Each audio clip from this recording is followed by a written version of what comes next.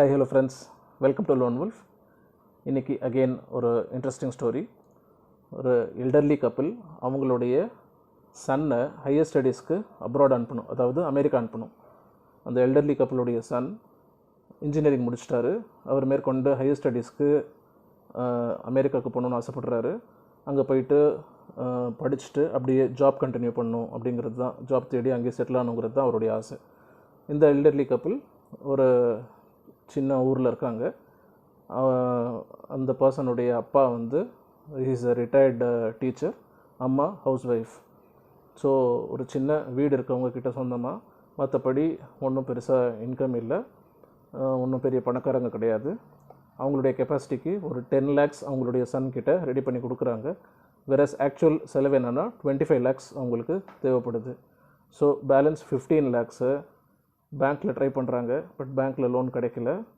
அந்த ஏரியாவில் இருக்கிற ஒரு லோக்கல் டான் அப்படின்னு சொல்லலாம், இந்த மாதிரி வட்டிக்கு காசு விட்டு சம்பாதிக்கிறவர். அவர் வந்து எம்எல்ஏக்கு ஒர்க் பண்ணுறாரு அந்த பர்சன். ஸோ அந்த பர்சன்கிட்ட இவங்க கடன் வாங்குகிறாங்க. பட் அந்த பர்சன் கடன் வாங்கி அவங்களுடைய சன்னை அமெரிக்காவுக்கு அனுப்பிடுறாங்க. ஒரு 6 years ஆகிடுது. அதுக்கப்புறமா ரீபே பண்ண மாட்டேங்கிறாரு அவங்களுடைய சன். அமெரிக்காவுக்கு போயிட்டு அங்கேயே கல்யாணம் பண்ணிக்கிட்டு செட்டில் ஆகிடுறாரு. அந்த பையனுக்கு ஒரு சின்ன குழந்தை கூட இருக்குது, who is 6 months old. So அவங்க ரிட்டர்ன் பணம் எதுவும் பெருசாக அனுப்ப மாட்டுறாரு. கேட்டால் எனக்கே இங்கே செலவு கரெக்டாக இருக்குது, ஃபேமிலி இருக்குது, அப்படி இப்படின்லாம் சொல்கிறாரு.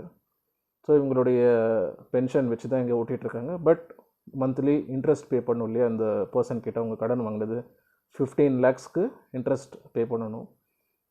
ஸோ அந்த பர்சனுக்கும் இவங்களுக்கு ஒரு பாயிண்ட் ஆஃப் டைமுக்கு அப்புறமா ஒரு பெரிய பிரச்சனை வருது. அந்த லோக்கல் லோன் ஷார்க்குக்கும் இந்த எல்டர்லி கப்புளுக்கும். அதை அவங்க எப்படி ஹேண்டில் பண்ணுறாங்கன்றது தான் நம்ம இன்றைக்கி பார்க்க போகிறோம். ஸோ இப்போது என்ன நடக்குதுன்னா, அர்த்தராத்திரியில் ஒரு வீட்டில் 2 கப்புள் உட்காந்து பேசிகிட்டு இருக்காங்க. அதை வெளியிலேருந்து ஒருத்தர் வீடியோ எடுத்துகிட்ருக்காரு. அப்படி தான் இந்த ஸ்டோரி ஸ்டார்ட் ஆகுது. அது என்னங்கிறத நம்ம அப்புறமா பார்க்கலாம். ஓகே, நெக்ஸ்ட் டே மார்னிங் இந்த எல்டர்லி கப்புள், அதாவது இந்த மாஸ்டரும் அவங்களுடைய ஒய்ஃபும் எந்திரிக்கிறாங்க, ரெடி ஆகிறாங்க.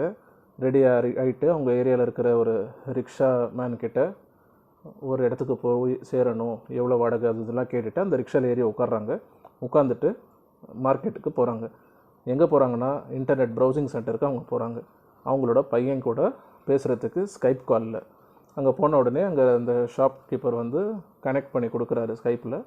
இவங்க எல்லாம் பேச ஆரம்பிக்கிறாங்க. எடுத்த உடனே அவங்க பையன் திட்டுறாரு, யூஎஸில் இப்போ நைட் 11 o'clock ஆகுது, இந்த டைம் தான் நீங்கள் கால் பண்ணுவீங்களான்னு. இல்லைப்பா, இப்போ தான் எந்திரிச்ச உடனே இங்கே வர வேண்டியதாக இருந்துச்சு அப்படின்னு அந்த பையன்கிட்ட சொல்கிறாரு. அந்த பையன் வந்து அவங்களுடைய 6 months குழந்தைய காட்டுறாரு வீடியோவில். பக்கத்துலேயே இந்த பையனோட ஒய்ஃப் இருக்காங்க. அவங்க சரியாக பேச மாட்டாங்க. கேட்டால் நான் ஜாபில் பிஸியாக இருக்குன்னு சொல்லிட்டு லேப்டாப்பில் ஏதோ தட்டிகிட்டு இருக்காங்க. ஸோ சரியான பாண்டிங் இல்லை. அந்த பையனோட அம்மா வந்து கேட்குறாங்க, இந்த மாதிரி, அதாவது மாஸ்டரோட ஒய்ஃப், இந்த வாட்டியாச்சு இந்தியாவுக்கு வருவியாப்பா, உன்னை பார்த்து 6 years ஆகிடுச்சு, தீபாவளிக்கு வரியான்னு. இங்கேருந்து இந்தியாவுக்கு ஃப்ளைட் டிக்கெட் எவ்வளோ தெரியுமா, அப்படியெல்லாம் வர முடியாது என்னால், எடுத்தோம் கவுத்தோன்னு, நிறைய செலவெல்லாம் ஆகுது அப்படின்னு சொல்கிறாங்க. அவங்க அப்பா பேச ஆரம்பிக்கிறாரு. இந்த பையன் சரி குழந்தை ரொம்ப அழுவுது, நான் அப்புறமா பேசுகிறேன்னு சொல்லிட்டு கட் பண்ணிடுறாரு. அங்கேருந்து இவங்க 2 பேரும் கிளம்பி வெளியில் போகிறாங்க. போகும்போது இந்த மாஸ்டரோட ஒய்ஃப் வந்து சொல்கிறாங்க, பையன்கிட்ட ஓப்பனாக நீங்கள் பேசியிருக்கணும் அப்படின்னு. மறுபடியும் இந்த மாஸ்டர் சொல்கிறாரு, எங்கே நான் பேசுகிறதுக்குள்ளே அவன் கட் பண்ணிட்டானே அப்படின்னு. எதை பற்றி அவங்க 2 பேரும் டிஸ்கஸ் பண்ணி வச்சுருந்தாங்கன்னா, இந்த மாதிரி 1ஆம் தேதி வரப்போகுது, மறுபடியும் இன்ட்ரெஸ்ட் பே பண்ணணும், இன்ட்ரெஸ்ட் பே பண்ணல ஏதாச்சும் டிலே ஆச்சுன்னா இந்த ஆள், அதாவது இவங்க வட்டிக்கு வாங்கியிருக்காங்களா அந்த பர்சன் வந்து வீட்டுக்குள்ளே உட்காந்துப்பார், ரொம்ப ரூடாக நடந்துப்பார். ஏன்னா இவங்க 2 பேரும் வயசான ஆளுங்க, வீட்டில் கேட்குறதுக்கு ஆள் இல்லை. பையன் அமெரிக்காவில் இருக்கான் அப்படின்ற உடனே அவங்களுக்கு வயசான ஆளுங்க, நம்ம என்ன வேணால் பண்ணலாம் அப்படிங்கிற ஒரு திமிர் வந்துடுது. ப்ளஸ் லோக்கல் ரவுடி வேறு, எம்எல்ஏவுடைய பேக்கிங் இருக்குது, பயப்படுறாங்க. பட் பையன் கூட பேச முடியல, என்ன பண்ணுறது. சரி, வீட்டுக்கு போய் சேர்றாங்க.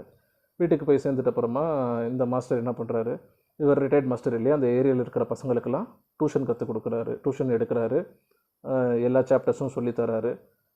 அவங்க வீட்டுக்கு பக்கத்துலேயே ஒரு மாவு மில் அரைக்கிற ஒரு கடை இருக்குது. அந்த கடையில் ஒரு பர்சன் இருக்கார். அவங்களுடைய பொண்ணு ஒரு 10 to 12 years தான் இருக்கும்.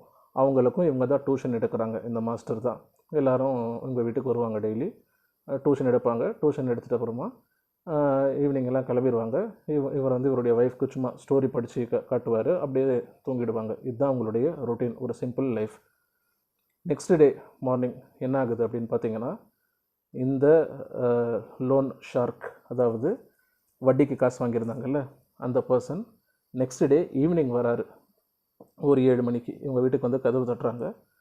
இவங்களும் டோர் ஓப்பன் பண்ணுறாரு. ஃபுல்லாக குடிச்சிருக்காரு.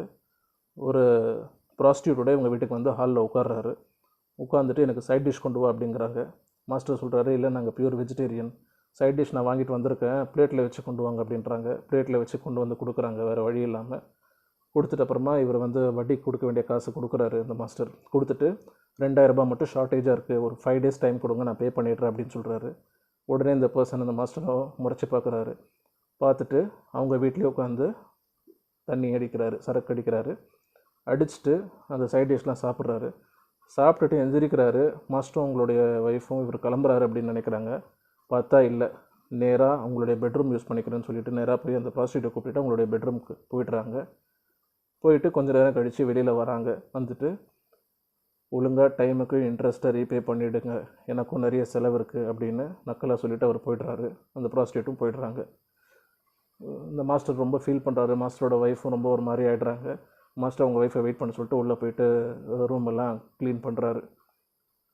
ஓகே, இப்போ நெக்ஸ்ட் யார் இந்த பர்சன் அப்படின்னு பார்க்கலாம். முதல்ல மாஸ்டருக்கு ரீபே பண்ணுறதுக்கு பணமும் இல்லை, பையனும் சப்போர்ட் பண்ண மாட்டேங்கிறான், இவர்கிட்ட ஜாபும் இல்லை, தே ஆர் ஹெல்ப்லெஸ்.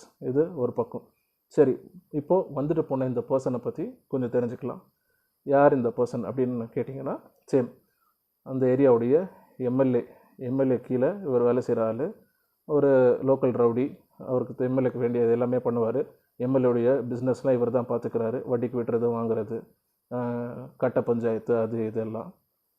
அந்த பர்சனை பார்க்குறதுக்கு ஒரு போலீஸ் ஆஃபீஸர் வராரு, லோக்கல் எஸ்ஐ. வரும்போது இவர் வந்து அவருக்கு லஞ்சம் கொடுக்குறாரு போல், மாமூல் கொடுக்குறாரு, மாதம் அமௌண்ட் எடுத்து வைக்கிறாரு. லோக்கல் போலீஸ் பத்தலை, நெக்ஸ்ட் டைம் நீ அதிகமாக கொடுக்கணும் அப்படிங்கிறாரு. இல்லை, நீ ஒருத்தர் மட்டும்தான் காசு வாங்குறேன்னு நினச்சிட்ருக்கியா, எல்லாருக்கும் நான் காசு கொடுக்கணும், எம்எல்ஏக்கு யார் பதில் சொல்கிறது அப்படின்னு இவர் கேட்குறாரு. அதுக்கு அந்த லோக்கல் போலீஸ் எஸ்ஐ அவர் சொல்கிறாரு, என்னோட பேர் சொல்லு, உன் எம்எல்ஏ எதுவுமே சொல்ல மாட்டான், நீயும் எம்எல்ஏவும் சேர்ந்து என்னென்ன வேலைகள் பண்ணுறீங்கன்னு எனக்கு தெரியும், அதுக்கு நீங்கள் கொடுக்குறது ரொம்ப கம்மியான அமௌண்ட்டு, அடுத்த வாட்டி அதிகமான அமௌண்ட் கொடுக்கணும் அப்படின்னு சொல்லிட்டு முறைச்சி இப்போ அந்த பர்சனை திட்டிட்டு அங்கேருந்து அந்த காசை எடுத்துகிட்டு அவர் வெளியில் கிளம்பிடுறாரு. இந்த லோன் ஷார்க், அதாவது வட்டிக்கு விட்டுற அவர் எம்எல்ஏ கீழே ஒர்க் பண்ணுறவர், அவரை முறைச்சிட்டே உட்காந்துருக்காரு. ஸோ இப்போ நெக்ஸ்ட் என்ன நடக்குது அப்படின்னா, இந்த பர்சன் மாஸ்டருடைய ஒய்ஃப்க்கு பயங்கர மூட்டு வலி, பிகாஸ் ஆஃப் ஹர் ஏஜ். இந்த மாஸ்டர் டெய்லி நைட்டு கொஞ்சம் நேரம் அவங்களுடைய ஒய்ஃப்க்கு கால் அமுக்கி விடுவார். பேசிக்கிட்டே இருக்கும்போது இந்த மாஸ்டரோட ஒய்ஃப் அவங்களோட பையனுக்கு, மாஸ்டருக்கு தெரியாமல் அவங்களுடைய மொபைலில் ஒரு மிஸ் கால் கொடுக்குறாங்க. கொடுத்துட்டு கட் பண்ணிடுறாங்க. இமீடியட்டாக அவங்க பையன் கால் பண்ணுறாரு. பண்ண உடனே அப்பா கிட்டே பேசுப்பான்னு மாஸ்டர்கிட்ட ஃபோனை கொடுத்துட்றாங்க. உடனே அந்த பையன் கேட்குறாரு, என்னப்பா என்ன விஷயம், எதுக்கு மிஸ் கால் கொடுத்தீங்க அப்படின்னு. உடனே மாஸ்டருக்கு தெரியுது, ஓகே இவங்க ஒய்ஃப் தான் வந்து மிஸ் கால் கொடுத்துருக்காங்கன்னு. இவர் பேசுகிறதுக்கு முன்னாடி அவங்க பையன், பணம் தானே, 5000 ரூபாய் நாளைக்கு நான் போட்டு விட்டுறேன், நான் இப்போ பிஸியாக இருக்க அப்புறம் பேசுகிறேன்னு சொல்லி கட் பண்ணிட்டுறாரு. அந்த விஷயத்த மாஸ்டர் வந்து அவங்களுடைய ஒய்ஃப் கிட்ட சொல்கிறாங்க. அடுத்த நாள் காலையில் ஏடிஎம்முக்கு போயிட்டு 2000 ரூபாய் எடுக்கிறார் இவர். எடுத்த உடனே வெளியில் வந்து நிற்கும்போது ஆப்போசிட்டில் ஒரு கார், அந்த காரில் இந்த வட்டிக்கு காசு விட்டார் இல்லையா அந்த பர்சன், அவருடைய பொண்ணு, சின்ன பொண்ணுக்கு ஐஸ்கிரீம் வாங்கி கொடுத்துட்டு இந்த மாஸ்டரை பார்க்குறாரு. ஏடிஎம்லேருந்து இவன் வெளியில் வரானான்னு. அவங்க பொண்ணை கார்லேயே உட்கார வச்சுட்டு ரோடு க்ராஸ் பண்ணி வந்து இந்த மாஸ்டரோட பாக்கெட்லேருந்து கையை விட்டு 2000 ரூபாய் எடுத்துக்கிறாரு. எடுத்துக்கிட்டு, என்ன இது வந்து நீ எனக்கு கொடுக்க வேண்டிய இன்ட்ரெஸ்ட் அமௌண்ட் தான், அதுதான் நான் எடுத்துக்கிட்டேன் அப்படின்னு சொல்லிட்டு திமிரா அங்கேருந்து கிளம்புறாரு. கிளம்புறதுக்கு முன்னாடி அந்த 2000 ரூபாயில் 500 ரூபாய் திருப்பி கொடுக்குறாரு. அன்றைக்கி உன்னுடைய ரூம் நான் யூஸ் பண்ணதுக்கு, ஹோட்டலுக்கும் நான் இதே தான் பண்ணுவேன், எனக்கும் மனசாட்சி இருக்குது அப்படின்னு நக்கலாக சொல்லிவிட்டு ரோட் கிராஸ் பண்ணுறாரு. பண்ணிவிட்டு மாஸ்டரை முறைச்சி பார்த்துட்ருக்காரு இந்த ஆள். நம்ம இந்த ஆள் மாஸ்டர் சும்மா விடக்கூடாது அப்படின்னு. அவருடைய ஆட்டிடியூட் பாருங்கள் எவ்வளோ மோசமாக இருக்குது. மாஸ்டர் கூப்பிட்டுட்டு, என்னோடய வண்டி, அதாவது மாருதி 800 வச்சுருக்காரு இந்த வட்டிக்கு விட்டுறவர், என்னுடைய வண்டி ஸ்டார்ட் ஆக மாட்டேங்குது, பின்னாடியிலேருந்து தள்ளு அப்படிங்கிறாரு. இந்த master is already 65 to 70 years இருக்கும் ஏஜ் அவருக்கு. ரோட்டில் எல்லாம் பார்க்குறாங்க. வேணும்னே அவரை வண்டியை தள்ள வைக்கிறாரு கொஞ்சம் தூரம். அவரும் வண்டியை தள்ளுறாரு. இதுக்கு முன்னாடி நாள் ஒரு எஸ்ஐ வந்து இவர்கிட்ட லஞ்சம் வாங்கிட்டு போனார்ல, இந்த வட்டிக்கு விடுறவர்கிட்ட. அந்த எஸ்ஐ அந்த இடத்துல ரவுண்ட்ஸ் வராரு, பைக்கில் பார்த்துட்டுறாரு. உனக்கு இவ்வளோ திம்புறான்னு கார் முன்னாடி கொண்டு போய் நிறுத்திட்டு அந்த வட்டிக்கு விடுறவர்கிட்ட மிரட்டுறாரு. இந்த எஸ்ஐ வந்து லஞ்சம் வாங்குற ஆளாக இருந்தாலும் சில எத்திக்ஸ் இருக்குது அவருக்கு, கொஞ்சம் அங்கங்கே நல்லதும் பண்ணுறாரு. மாஸ்டருக்கு ஒரு பெரிய மரியாதை இருக்குது அந்த ஊரில். ஏன்னா ரொம்ப வருஷங்களாக அந்த ஊரில் இருந்தவர், படிப்பு சொல்லி கொடுத்தவர், இப்போ ரிட்டையர் ஆகிருக்காருன்னு. நேராக போயிட்டு அந்த லோன் ஷார்க், அதாவது வட்டிக்கு விடுறவர்கிட்ட சொல்கிறாரு, இந்த மாதிரி தேவையில்லாத விஷயங்கள்லாம் நீ இவரை வச்சு பண்ணேன்னா அப்புறம் நடக்கிறதே வேறு. வண்டியில் காற்று பிடுங்கி விட்டுருவேன், உன்னோட சின்ன பொண்ணு கூட இருக்கா, அதனால மன்னிச்சு விடுறேன், ஒழுங்காக இங்கேருந்து ஓடிடு அப்படின்னு சொல்லிட்டு வார்ன் பண்ணி அந்த பர்சன் அங்கேருந்து கிளப்பிட்டு இந்த மாஸ்டரை அவருடைய பைக்கில் உட்கார வைக்கிறாரு. உட்கார வச்சுட்டு எங்கே போகணுன்னு சொல்லுங்கள், நானே ட்ராப் பண்ணிடுறேன்னு பக்கத்தில் ஒரு பேக்கரியில் ட்ராப் பண்ணிவிட்டு மறுபடியும் சொல்கிறாரு, அந்த பர்சன் உங்களை ஏதாச்சும் டிஸ்டர்ப் பண்ணால் என்கிட்ட சொல்லுங்கள், இந்த வட்டிக்கு விட்டுற ஆள் நான் பார்த்துக்கிறேன் அப்படின்னு. மாஸ்டரும் சரி ஓகேன்னு சொல்லிட்டு பேக்கரிக்கு போயிட்டு இருக்கிறதுலே கம்மி விலையில் கேக் திட்டுறாரு. கிடைக்கல. ஒரு 3-4 கேக் பீசஸ் வச்சு அதில் பில்லி, அதாவது பூனைன்னு எழுதி கொடுங்க அப்படின்னு சொல்கிறாரு. பூனை யாருன்னா, மாஸ்டரோட வீடு பக்கத்தில் ஒரு 10 வயசு சின்ன குழந்தை பொண்ணு இருக்காங்கன்னு சொன்னல, அந்த பொண்ணுக்கு பர்த்டே. ஸோ அந்த பொண்ணை வந்து இவர் பூனைன்னு தான் கூப்பிடுவார். அந்த பொண்ணை பூனைன்னு கூப்பிடுறவர் அந்த பொண்ணோட பேர் எழுதி கொடுங்க கேட்கலன்னு எழுதிட்டு வீட்டுக்கு வாங்கிட்டு போகிறாரு. அவங்களும் உங்கள் ஒய்ஃபும் அந்த சின்ன பொண்ணு 10 வயசு குழந்தையும் வீட்டில் இருக்காங்க. வீட்டில் இருக்கும்போது அந்த பொண்ணுக்கு அன்றைக்கி பர்த்டே. ஸோ பர்த்டே செலிப்ரேட் பண்ணுறாங்க. அந்த பொண்ணை கேக் கட் பண்ண சொல்கிறாரு. கேக் கட் பண்ணுறாங்க, சாப்பிட்றாங்க, சந்தோஷமாக இருக்காங்க. அந்த பொண்ணு பாய் சொல்லிவிட்டு போய்ட்டுறாங்க பக்கத்து வீடு. அப்போ மாஸ்டரும் உங்களுடைய ஒய்ஃபும் டிஸ்கஸ் பண்ணிகிட்ருக்காங்க, எங்கள் வீட்லேயும் நம்ம வீட்லேயும் இதே மாதிரி பொண்ணு பிறந்திருந்தால் எவ்வளோ நல்லா இருந்திருக்கும் அப்படின்னு. மாஸ்டரும் ஃபீல் பண்ணுறாரு, ஆமாம் பொண்ணு பிறந்திருந்தால் ரொம்ப நல்லா இருந்திருக்கும், நம்மளை விட்டுட்டு என்றைக்கும் போயிருக்க மாட்டா, ரொம்ப பாசமாக இருந்திருப்பா.